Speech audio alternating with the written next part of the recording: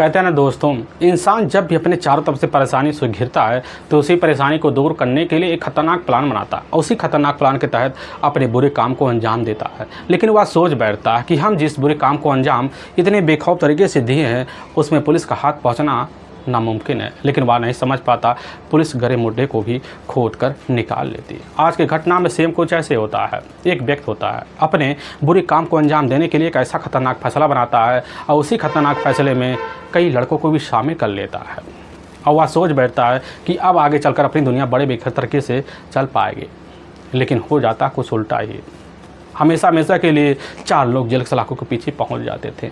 आखिर इसका राज क्या था? इस राज की आप पूरी तह तक कहानी की सच्चाई जानने के लिए इस वीडियो को आप लास्ट तक जरूर देखिएगा। नमस्कार दोस्तों, मैं प्रदीप कुमार आपको इस शेरी बात चैनल पे मैं स्वागत करता हूं। दोस्तों आज की जो सच्ची घटना है या घटना सुनाने से पहले मैं आपसे एक छोटा सा रिक्वेस्ट करना चाहता हूँ, क्योंकि आप अगर इस चैनल पर नए हो, पहली बार हो, तो एक बार जाकर अपने इन्हीं प्यारे हाथों से आप इस चैनल को सब्सक्राइब जरूर कर लीजिएगा, ताकि आपकी वजह से बटन होने के नाते यह जो वीडियो है काफ़ी लोगों तक पहुंचाया जा सके। दोस्तों आज की जो सच्ची घटना है या घटना है ठीक उत्तर प्रदेश और उसी का ही जाना माना जिला पड़ता है रामपुर, और ठीक उसी में ही स्वर की चौकी मंसवासी एक कस्बा पड़ता है और उसी का एक भूभरा मोहल्ला पड़ता है। उसी मोहल्ले के रहने वाले वीर सिंह होते हैं, जिनकी उम्र 40 साल के आसपास होता है। उनकी अपनी पत्नी होती है प्रेमवती।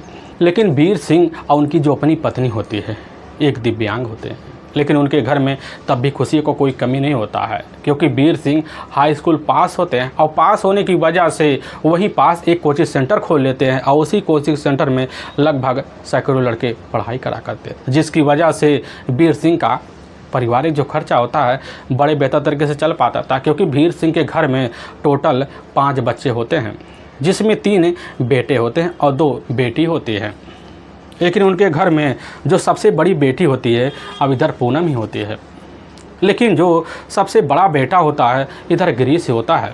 लेकिन गिरीश मौके पर पढ़ाई पूरी कर लेता है, वहीं पास स्कूल में पढ़ाई पूरी करने के बाद अपने पिता की मजबूरी को समझता और पास जाता है। एक प्राइवेट कंपनी होता है, उसी में बेहतर तरीके से नौकरी करता है, जिसकी वजह से गिरीश और उसके पिता वीर सिंह दोनों नौकरी करने से पूरा परिवार खुशीमय बन जाता है। लेकिन वीर सिंह के परिवार में एक उनका अपना छोटा बेटा ही होता है अंश, जिसकी उम्र लगभग इधर 7 साल के आसपास होता है और परिवार बड़ा खुशीमय होता। खुशीमय ज़िंदगी देखकर और वीर सिंह प्रेमवती कि खुशियों का कोई ठिकाना नहीं रहता, क्योंकि समय के हिसाब से परिवार जिस तरह पलट रहा होता है उस स्थिति को देखकर पूरे गांव वाले भी अस्तंभ रह जाते हैं। लेकिन तभी मैं बात कर रहा हूँ 9 दिसंबर अब साल 2019 का ही। अब जैसे ही अब दोपहर का टाइम होता है लगभग 2 बजे के आसपास, तो अंश जो होता है अपने घर से निकलता है रोज़ की तरह बच्चों के साथ खेलने के लिए, और इधर 2 घंटे का वक्त बीत जाता है तो अंश लौट के नहीं आता। तो गिरीश सोचने लग जाता है कि आखिर अंश अभी तक रह कहाँ गया, जिसकी वजह से गिरीश जाता है जहाँ पर इधर अंश रोज़ बच्चों के साथ खेला करता था, उस स्थान पे पहुँच जाता है और उन्हीं बच्चों से पूछताछ करता है। तो लोग वहाँ मना कर देते हैं, कहने लग जाते हैं तो यहाँ तो अंश आया ही नहीं। अब गिरीश जब यह बात अपने छोटे भाई के बारे में सुनता है बड़े ही अस्तंभ रह जाता कि आखिर रोज़ की तरह अंश यहाँ खेल रहा है, अब कहाँ जा सकता है। इधर गिरीश चिंतामय हो जाता, अपने घर आता है, अपनी बड़ी बहन पूनम और दोनों बहनों को खबर देता है और साथ में अपने पिता वीर सिंह और अपनी माँ प्रेमवती को खबर देता। और देने के बाद जो होता है मिलने के बाद अंश की तलाशी करने के लिए कई जगह जाते हैं, लेकिन तब भी अंश के बारे में कुछ अता पता नहीं चलता है। इधर गिरीश भी काफ़ी हताश हो जाता है, उसके मन में आशंकाएँ जन्म लेती है। उसका एक कारण बनता है, क्योंकि घटना से ठीक 2 दिन पहले जो होता है जैसे ही अब शाम का टाइम होता है तो उसी वक्त गिरीश अपने घर में होता है, तो अंश घर में अचानक घुसता है और अंश अपने बड़े भाई गिरीश से यही बात करने लग जाता है कि भैया जी हमारे हाथ में कोई अनजान लड़का 10 रुपया देकर गया है। लेकिन यह बात गिरीश उस समय इग्नोर कर देता है, क्योंकि दूसरे काम में व्यस्त होता है। लेकिन वही एक बड़ा कारण बन जाता है। गिरीश के मन में वही लेकर शंका हो जाता कि बस करो, वही अनजान लड़का हमारे छोटे भाई के साथ कुछ ना कुछ अनहोनी किया है, जिसकी वजह से उस अनहोनी की एक शंका बनकर उभरने शुरू हो जाते हैं। इधर गिरीश थका रहा हो जाता है, कुछ पड़ोसियों को सूचना देता है और पड़ोसियों को सूचना देने के बाद जो होता है इधर तलाशी करने के लिए लगभग रात का 10 बजे का आसपास टाइम हो जाता है। अब गिरीश अपने दोनों बहनों को साथ लेता है। अब साथ लेने के बाद अपने नज़दीकी पुलिस थाने स्वर पहुंच जाता है। अब जो स्वर पहुंचता है तो वहाँ के थाना इंस्पेक्टर होते हैं सत्येंद्र कुमार सिंह, उन्हीं के सामने इधर गिरीश अपने छोटे भाई के बारे में आप बीती एक एक करके बता देता है। इंस्पेक्टर इधर सत्येंद्र कुमार सिंह जो होते गिरीश की एक एक बात सुनते हैं और उधर गिरीश जो होता पुलिस के सामने एक स्वर में कह बैठता है और उसी के तहरीर पर जो होता है इधर अज्ञात के खिलाफ है धारा 363 के तहत मुकदमा दर्ज कर लेते हैं। पुलिस की जो टीम होती है गिरीश से उसके छोटे भाई अंश का फ़ोटो लेती है और गिरीश का मोबाइल नंबर ले लेती है और साथ में गिरीश के माता पिता के मोबाइल नंबर ले लेती है। पुलिस को भी अंदाज़ा हो जाता कि बस करो जो भी कोई अंश का अपहरण किया होगा एक बार कॉल तो या तो उसके माता पिता या तो गिरीश के मोबाइल पर करेगा। यही सब सोच साच कर इंस्पेक्टर जो होते हैं अब तीनों को समझा बुझा कर घर वापस भेज देते हैं। अब पुलिस की जो टीम होती है इधर अपने हिसाब से तलाशी करने के लिए अंश के निकल जाती है, काफ़ी जगह तलाशी करती है लेकिन तब भी अंश का कुछ अता पता नहीं चलता है। लेकिन जैसे ही अब 11 दिसंबर का दिन होता है तो उसी वक्त जो होता है वीर सिंह के मोबाइल पर एक कॉल आता है, वह भी अपहरणकर्ता को होता है। कहने लग जाता कि हमें अंश के ज़िंदगी के बदले 15 लाख रुपए इसी वक्त चाहिए। लेकिन मोबाइल ट्रेस होने की वजह से इधर थाना प्रभारी अब सत्येंद्र कुमार को भी खबर लग जाता है। लेकिन दूसरी तरफ चंद मिनट के अंदर वीर सिंह थाने पहुंच जाते हैं और पुलिस को एक एक बात की जानकारी देते हैं। अब पुलिस की टीम जब जानकारी पाती है तो उसी वक्त वीर सिंह से जो होता है उस अनजान नंबर के बारे में जानकारी ले लेती है और जब जानकारी लेते मोबाइल नंबर का पूरा CDR डिटेल जांच पड़ताल तक किया जाता है तो पता चलता है कि वह जो अपहरणकर्ता का मोबाइल होता है उस मोबाइल में एक नया सिम लगा होता है। पुलिस की टीम उस सिम के बारे में जानकारी लेती है और जब जानकारी मिलती है तो पता चलता है कि वह अनजान नंबर जो होता है किसी और का नहीं होता है बल्कि अंश की अपनी बड़ी बहन पूनम, उसका अपना प्रेमी होता है विकास मौर्य। अब पुलिस के सामने जैसे विकास मौर्य का नाम आता है पुलिस की टीम पहुंचती है। पहुंचने के बाद गिरीश से पूछताछ करती है। गिरीश पुलिस के सामने बेधड़क कहने लग जाता है कि साहब हमारी जो अपनी बहन है पूनम का ही आशिक है विकास मौर्य, उसी का ही सारा कारनामा हो सकता है। और इसी शंका की वजह से पुलिस की जो टीम होती है अब उसी वक्त विकास मौर्य की तलाशी करने के लिए जब निकलती है तो पुलिस के सामने विकास मौर्य तो अपने कस्टडी में नहीं मिलता है क्योंकि पता चलता है विकास को सारी जानकारी पहले से लग चुकी है, जिसकी वजह से मुखबिर की मदद थाना इंस्पेक्टर लेते हैं। और उन्हीं मदद की वजह से अब 12 दिसंबर का जब दिन होता है तो उसी वक्त जो होता है मनपुर जो तिराहा पड़ता है उसी तिराहे पर विकास मौर्य खड़ा होता है, लेकिन उसी के बगल एक अनजान लड़का होता है। और लेकिन जैसे पुलिस को देखता उसी वक्त अनजान लड़का तो भागने की कोशिश करता, पुलिस की टीम धर दबोचती है लेकिन विकास मौर्य को तो पहचान लेती है। लेकिन जब विकास मौर्य से पूछताछ किया जाता तो पता चलता है विकास मौर्य का अपना करीबी दोस्त होता है जो वह लड़का खड़ा होता है अनुराग शर्मा। पुलिस की टीम अनुराग शर्मा और विकास मौर्य को अपने कस्टडी में लेकर थाने पहुँच जाती है। लेकिन जैसे थोड़ी बहुत सख्ती इधर अनुराग और विकास शर्मा के सामने दिखाया जाता है तो अनुराग शर्मा और साथ में विकास मौर्य दोनों टूट जाते हैं। कहने लग जाते हैं कि अंश उस दिन इस दुनिया को छोड़कर जा चुका था जिस दिन साहब उसकी अपहरण हमने किया था। यह बात जैसे ही थाना प्रभारी सुनते उसी समय के कलेजे तक हिल जाते हैं। लेकिन इधर विकास मौर्य और अनुराग शर्मा पुलिस के सामने कहने लग जाते हैं कि साहब इसमें हमारे 3 और करीबी दोस्त थे, जिसमें रवि सैनी और साथ में विकास सैनी का नाम लेता। पुलिस की टीम जैसी खबर पाती है उसी वक्त दोनों की तलाशी करने के लिए भी निकल जाती है और जल्द कस्टडी में थाने पहुँच जाते हैं। लेकिन पुलिस के सामने चारों मिलकर जो कहानी बयां करते हैं इससे सुनकर लोगों के कलेजे मुँह तक आ जाते हैं। ऐसे जिस गांव के रहने वाले अब इधर वीर सिंह होते हैं उसी गांव के दूसरे छोर पर लगभग 250 मीटर की दूर रहने वाले नरपाल मौर्य होते हैं। उनकी अपनी पत्नी होती है जग देवी। लेकिन नरपाल मौर्य के टोटल 5 बच्चे होते हैं जिसमें सबसे बड़ा बेटा विकास मौर्य होता है। लेकिन नरपाल मौर्य एक बड़े किसान होने के नाते उनके परिवार में पैसे की कोई कमी नहीं होती है। लेकिन विकास जो होता है उसी पैसे की बेतौर तरीके से शौक पूरा किया करता था।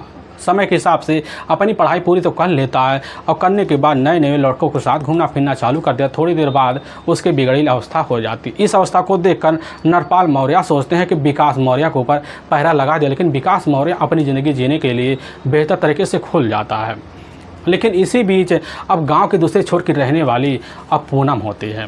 पूनम अपने घर में एक सादे स्वभाव में ज़िंदगी जी रही होती है क्योंकि पास एक कॉलेज होता। उसी कॉलेज में जाकर पूनम मौके पर हाई स्कूल की अब पढ़ाई करने लग जाती है और पढ़ाई में उसका नाम बड़े ऊपर अक्षरों में लिया जाता था। क्योंकि सरल स्वभाव और चंचल होने की वजह से लोग उसके तारीफों का पुल बांधते थे, जिसकी वजह से वीर सिंह को बड़ा ही जिज्ञासा मन में जाग पड़ता था कि हमारी बेटी एक दिन हमारा नाम ज़रूर खिलाएगी। लेकिन क्या पता था आगे चलकर कौन सा नाम खिलाने वाली है। लेकिन इधर नारपाल और साथ में वीर सिंह का जो घर है आसपास होने की वजह से दोनों का एक दूसरे के घर काफ़ी आना जाना होता है। आने जाने की वजह से इधर जो होता है विकास का भी अब वीर सिंह के घर आना जाना बन जाता है। आने जाने की वजह से विकास की जो नज़र होती है एक दिन जैसे दड़दड़ा कर अब पूनम के ऊपर पहुँचने के बाद खूबसूरती देखकर वहीं दीवाना सा हो जाता है। अब दीवाना होने की वजह से विकास ठान लेता है कि अब चाहे जिस तक हमें गुजरना पड़े तो पूनम को अपनी ज़िंदगी में लाके रहेंगे। ये सब सोच समझ कर विकास बेधड़क वीर के घर में आना जाना शुरू कर देता है, जिसकी वजह से मौके की तलाश में रहता कब पूनम से मिलने का मौका मिले। पूनम जैसे देखते विकास के चेहरे को भांप भी जाती है कि आखिर विकास चाहता क्या है। इन सब की स्थिति को देखकर विकास भी समझ जाता कि पूनम भी हमारी चाहतों को समझ चुका है और जिसकी वजह से इधर विकास अब मौके तलाश में बैठा रहता है। और तभी घटना से मात्र 1 साल पहले जो होता है विकास को खबर मिलता है कि पूनम के जो अपने माता पिता हैं वह तो मौके पर अपने दोनों बच्चों को लेकर एक रिश्तेदार के यहाँ गए हैं और पूनम जिसकी उम्र लगभग 15 साल के आसपास होती है और घर में अकेली पड़ी हुई है। और विकास जब खबर पाता है तो खुशी मैं की तरह सच समझ कर ताव तरीके से हीरोपंथी कर अब निकल पड़ता है और इधर वीर सिंह के घर में घुस जाता है। और पूनम वहीं होती है बरामदे में एक चारपाई पर बैठी हुई अपने बाल संवार रही होती है। और विकास को जैसे ही पूनम देखती करने लग जाती है कि पिताजी घर में नहीं है और ना माँ घर में है। लेकिन वहाँ विकास कह देता है कि आज पूनम हम तुमसे कुछ अर्जेंट बात करना चाहते हैं। पूनम उसके चेहरे को देखती है और देखने के बाद एक बार अंदाज़ा लगा बैठती कि बात क्या है। लेकिन तरह तरह की बात पूनम विकास के सामने करती है और विकास भी समझ जाता कि बस करो पूनम आज हमें बड़ी घुमा रही है। और उसी समय अपने प्यार का इजहार पूनम के सामने कर देता है और पूनम तुरंत मुस्कुरा पड़ती करने लग जाती कि अभी टाइम नहीं है, बस अभी माता पिता आने वाले हैं। लेकिन यह बात जैसे ही अब विकास सुनता उसी समय वह भी समझ जाता कि पूनम ने हमारी बात को स्वीकार कर लिया है। लेकिन वहाँ पूनम बार बार जिद करती कि तुम घर चले जाओ, दोबारा मुलाकात करना, अपनी बात एक बार में अभी मत रखो, वहाँ इकट्ठे रख देना। विकास जाने का नाम नहीं ले रहा था, लेकिन पूनम जो होती है ज़बरदस्ती हाथ पकड़ती है और गेट के बाहर छोड़ देती है और वहाँ से विकास 3-4 बात कर अब चला जाता है। लेकिन जैसे ही दूसरे दिन का वक्त होता है तो विकास दोपहर के टाइम जो होता है बीच रास्ते में खड़ा हो जाता है, जिस रास्ते से पूनम जो होती है शाम के टाइम स्कूल से लौटती थी, क्योंकि वहाँ पेड़ होता है, सुनसान जगह होता है। और वहीं खड़ा होकर विकास जो होता है इधर पूनम का इंतज़ार भी करता है। लेकिन जैसे ही छुट्टी का वक्त होता है तो विकास को पता चल जाता है, विकास की जब मुस्कुराहट आ जाती है। लेकिन पूनम वहीं अपनी सहेलियों के साथ आते हुए दिखाई देती। लेकिन विकास के ऊपर जैसे पूनम की नज़र पहुँचता है तो विकास समझ जाती और सहेली से किनारा मार देती है और झाड़ी की तरफ बढ़ जाती है। विकास दौड़ के जाता पहुँचता है, उसके सामने तुरंत बेधड़क प्यार का इजहार कर देता है, कहने लग जाता है कि तुम्हारी ज़िंदगी की एक जीने का जरिया हम ही बनेंगे, हम चाहते हैं तुम्हें अपने दिल की रानी बना के रखें। लेकिन वहीं पर पूनम कहने लग जाती कि आखिर सोच लो कि हमारी ज़िंदगी भी इतनी आसान नहीं बीत रही है। हमारे परिवार में हमारे माता पिता हैं, उनका पहरा बेखौफ तरीके से हमारे पर पड़ा हुआ है। अगर हमारे तुम्हारे प्रेम प्रसंग की जानकारी हमारे मोहल्ले में गई तो समझ लो हमारी बदनामी तय है। लेकिन विकास होता है कहने लग जाता है तुम उसकी चिंता मत करो, कोई भी प्रेमिया नहीं चाहता कि उसकी प्रेम का बदनामी झेले। यह बात जब सुनने के बाद पूनम के यकीन हो जाता और उसी वक्त पूरी तरह से उसके प्रेम को स्वीकार कर लेती है। और उसी दिन से इधर विकास का और साथ में पूनम का मिलना जुलना बेहतर तरीके से चलने लग जाता है। दोनों के प्रेम प्रसंग अब चलते चलते 1 साल का जब वक्त बीत जाता है, दोनों के रिश्ते इस तरह बढ़ जाते हैं कि इनके रिश्ते की भनक किसी को तक नहीं लग पाता है। लेकिन इसी बीच थोड़े दिन बाद विकास को यह आभास होता है कि अपनी ज़िंदगी को जीने के लिए हमें कोई और ठिकाना लगाना पड़ेगा। क्योंकि जब कभी भी रात का वक्त होता है तो पूनम जो होती रात के वक्त घर की सोते हुई अवस्था को देखती तो फ़ोन करके विकास को अपने घर में बुलाती, फिर रिश्तों को रोज़ शाम के टाइम अंजाम दिया करते थे। अब यह सिलसिला जब चलने लग जाता है, चलते वक्त जो होता कभी कभी दिन में भी इधर पूनम विकास को बुलाकर अपनी ज़रूरतें पूरा कर लिया करते थे।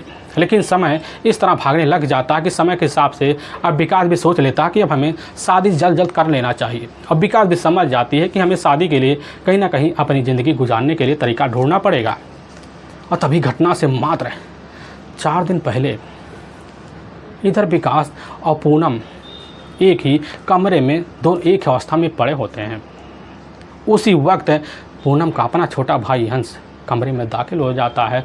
उसके कानों में कुछ खुलने की आवाज़ सुनाई देता है। आवाज़ सुनने के बाद जैसे दरवाजे पर जाता है तो दरवाज़ा तब से खुल जाता। उसी वक्त अंश देखता है उसकी जो बहन है वह अपने ही आशिक के साथ बिन कपड़े के उस अवस्था में पड़ी हुई, जिस अवस्था में पति पत्नी होते हैं। इस अवस्था को देखकर पूनम और वहाँ पर विकास थर्रा से जाते हैं, लेकिन पूनम अपने भाई को अपने करीब लाती है, अपनी बातों में लुभाती है। पूनम समझ जाती है कि हमारा भाई हमारी बातों को बड़े बेहतर तरीके से समझता है। समझा बुझाकर वहाँ से तो पूनम भेज देती है, लेकिन विकास जो होता है डरते डरते अपने घर पहुँचता है। अब पूरी रात सोचकर परेशान हो जाता, कहीं हमारे प्रेम प्रसंग की जानकारी अगर हमारे परिवार वालों को लग गई, अगर इधर वीर सिंह को लग गया तो समझ लो हमारी ज़िंदगी में हमारा जो प्यार है पूरी तरह से ख़त्म सा हो जाएगा। यही सब सोच साझ कर विकास पूरी तरह से अब परेशान हो जाता है, और जब परेशान हो जाता है उसी वक्त ख़त्म करने के लिए एक ऐसा फैसला लेता है, सोच लेता है कि अंश को ही हमेशा हमेशा के लिए इस दुनिया से निकाल दिया जाए। यही सब सोच साझ कर विकास उसी दिन खतरनाक प्लान बनाता है, और उसी प्लान के तहत जो होता है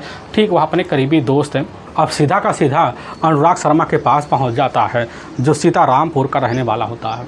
और उसके पास जब पहुंचता है तो सीधा अनुराग शर्मा की मदद से विकास सैनी और रवि सैनी से मुलाकात करता है, जो ठीक उसी इलाके के रहने वाले होते हैं। और जब तीनों से मुलाकात करता है तो विकास मौर्य जो होता है अनुराग शर्मा और साथ में विकास सैनी और इधर रवि सैनी के सामने अपने प्रेम और अपनी प्रेमिका के बारे में एक जानकारी दे देता है। लेकिन जब तीनों के सामने जानकारी देता है उसी समय कहने लग जाता है कि सारा माजरा तो अंश के सामने आ चुका है, हम नहीं चाहते हैं या हम माजरा किसी और के सामने आए।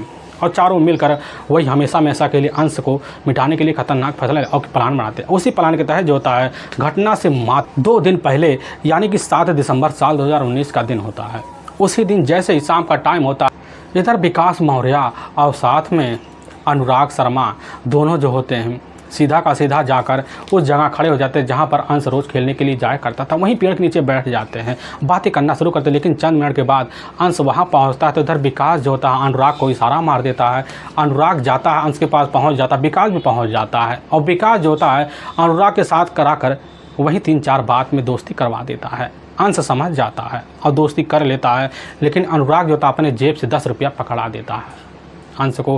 अंश लेकर जब घर पहुंचता तो अपने बड़े भाई गिरीश से बताने लग जाता है कि बाहर खड़े कोई अनजान होते हैं 10 रुपया देकर गए हैं। लेकिन इधर गिरीश होता है किसी और काम में फंसे होने की वजह से उस बात पर ध्यान नहीं देता है। काश अगर उस बात पर ध्यान देता तो आज हो सकता है अंश इस दुनिया में अपनी ज़िंदगी जी रहा होता है।